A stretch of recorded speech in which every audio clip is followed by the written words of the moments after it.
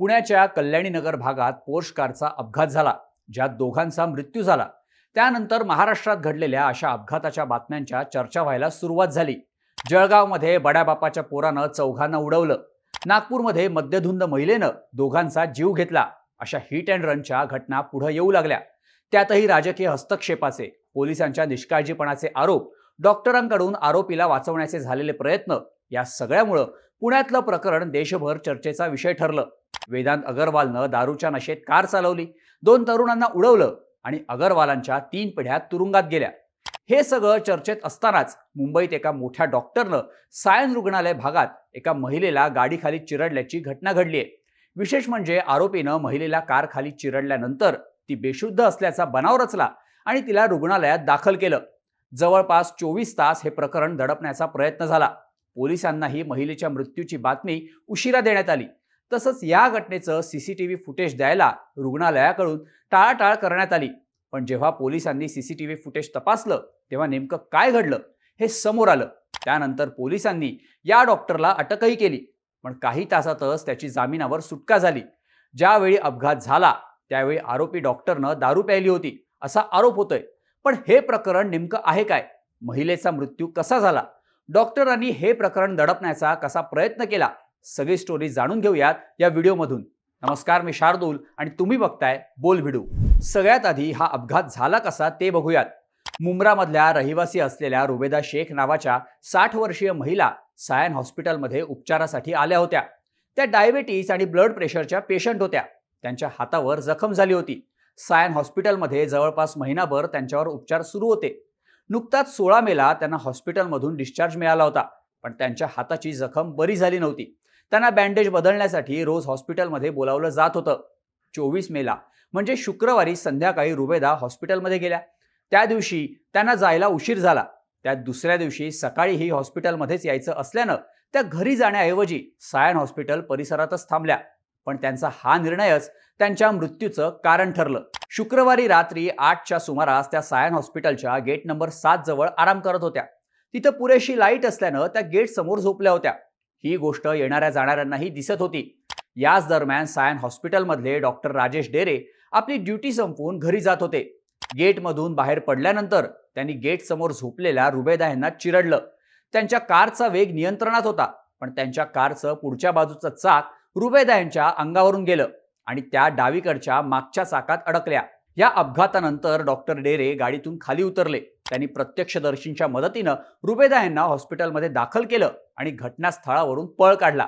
यानंतर जवळपास 14 तास रुग्णालय प्रशासनानं ही बाब पोलिसांपासून लपवल्याचा आरोप होतोय। शुक्रवारी रात्री 8च्या सुमारास अपघात झाला, पण दुसऱ्या दिवशी सकाळी 11 वाजेपर्यंत या घटनेची माहिती कोणालाही देण्यात आली नव्हती। रात्री 3 वाजता म्हणजे अपघात झाल्यानंतर जवळपास 7 तासांनी रुग्णालयानं पीडित महिलेचा मुलगा शहानवाज शेख यांना फोन केला होता, पण त्यावेळी शेख गाढ झोपेत असल्यानं त्यांना फोनची रिंग ऐकू आली नाही। शनिवारी त्यांनी मिस कॉल बघितल्यानंतर कॉलबॅक केला आणि त्यांना माहिती मिळाली आपल्या आईचा अपघात झाल्याची। बातमी कळल्यावर लगेच शहानवाज यांनी धावाधाव केली, पण त्याचा फार उपयोग झाला नाही, कारण तोपर्यंत त्यांची आई रुबेदा शेख यांचा मृत्यू झाला होता। या सगळ्या प्रकरणातून डॉक्टर राजेश डेरे यांना वाचवण्यासाठी हॉस्पिटलनं रुबेदा यांचा मृत्यू अपघातामुळे किंवा गाडीखाली आल्यामुळे नाही, तर हृदयाच्या प्रॉब्लेममुळे झाल्याचं पोलिसांना सांगितलं। पण त्यांच्या शरीरावर झालेल्या जखमा बघितल्यानं पोलिसांना संशय आला। त्यांनी हॉस्पिटलमधल्या सीसीटीव्ही फुटेजची मागणी केली, पण हॉस्पिटलनं सीसीटीव्हीचा ॲक्सेस नसल्याचं सांगत फुटेज द्यायला टाळाटाळ केली। फुटेज द्यायला जवळपास 24 तास वेळ लावला, पण जेव्हा पोलिसांनी सीसीटीव्ही फुटेज तपासलं तेव्हा लगेचच हा अपघात असल्याचं समोर आलं। डॉक्टर डेरे हे महिलेच्या अंगावरून कार चालवत असल्याचं फुटेजमध्ये स्पष्टपणे दिसून आलं। आरोपी डेरे यांनी अपघाताची माहिती लपवून ठेवली होती।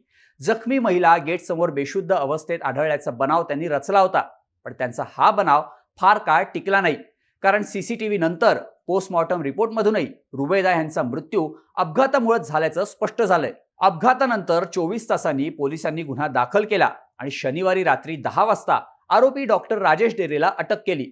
त्याच्यावर कलम 304 निष्काळजीपणामुळे मृत्यूस कारणीभूत ठरणं, कलम 279 सार्वजनिक ठिकाणी बेदरकारपणे वाहन चालवणं, कलम 177 खोटी माहिती देऊन बनाव रचणं, कलम 338 एखाद्याला गंभीर दुखापत करणं, कलम 203 घडलेल्या गुन्ह्याबद्दल खोटी माहिती देणं यासह मोटार व्हेइकल ऍक्ट अंतर्गत गुन्हा दाखल करण्यात आलाय. पण अवघ्या काही तासातच आरोपी डेरेची जामिनावर सुटका झाली. पोलिसांनी रविवारी त्याला भोईवाडा मेट्रोपॉलिटन मॅजिस्ट्रेट कोर्टात हजर केलं होतं. कोर्टानं त्याला 20,000 रुपयांच्या जात मुचलक्यावर जामीन मंजूर केला. आता लक्षात घेण्यासारखी गोष्ट म्हणजे पुणे पोर्श अपघातातला आरोपी वेदांत अगरवालला 12 तासात जामीन मिळण्याचं मुख्य कारण त्याच्यावर दाखल झालेलं कलम 304 हेच होतं. मग तसं असतानाही या प्रकरणात डॉक्टर डेरेवरही हेच कलम 304 दाखल करण्यात आलं आणि साहजिकच गंभीर गुन्हा घडूनही डेरेला काही तासात जामीन मिळाला. आता ज्यावेळी हा अपघात झाला त्यावेळी डॉक्टर राजेश डेरेनं दारू प्यायली होती का किंवा त्याचं लक्ष मोबाईलमध्ये होतं का असा संशय पोलिसांनी व्यक्त केलाय. पण याबाबतचे ठोस पुरावे अजून पोलिसांच्या हाती लागले नाहीयेत. पोलिसांनी आरोपीची ब्रेथ अनालायझर टेस्टही केली, मात्र ही टेस्ट फेल ठरली. आरोपीला 24 तास उशिरा अटक केली, त्यामुळे त्याच्या शरीरातलं अल्कोहोलचं प्रमाण कमी झालं असावं. यामुळेच ब्रेथ अनालायझर टेस्ट फेल ठरली असावी असा पोलिसांना संशय आहे. यामुळे पोलिसांनी आता आरोपी डेरेचे ब्लड सॅम्पल आणि व्हिसेरा कलिना येथील फॉरेन्सिक लॅबमध्ये पाठवलेत. हा रिपोर्ट समोर आल्यानंतर डेरेनं दारू प्यायली होती की नाही हे स्पष्ट होणार आहे. मात्र सायन हॉस्पिटलमध्ये वरिष्ठ पदावर काम करणाऱ्या डॉक्टरनं अपघात घडवून पुरावे दडवण्याचा प्रयत्न केल्यानं आरोपीवर कठोर कारवाई करण्याची मागणी केली जाते. तसंच हे प्रकरण दडवण्यासाठी रुग्णालयातील कर्मचाऱ्यांनीही डेरे यांना साथ दिल्याचा आरोप केला जातोय. आरोपी डेरे हे सायन हॉस्पिटलमध्ये फॉरेन्सिक मेडिसिन आणि टॉक्सिकोलॉजी विभागाचे प्रमुख आहेत. कोरोना काळात केलेल्या कामामुळेही ते चर्चेत आले होते.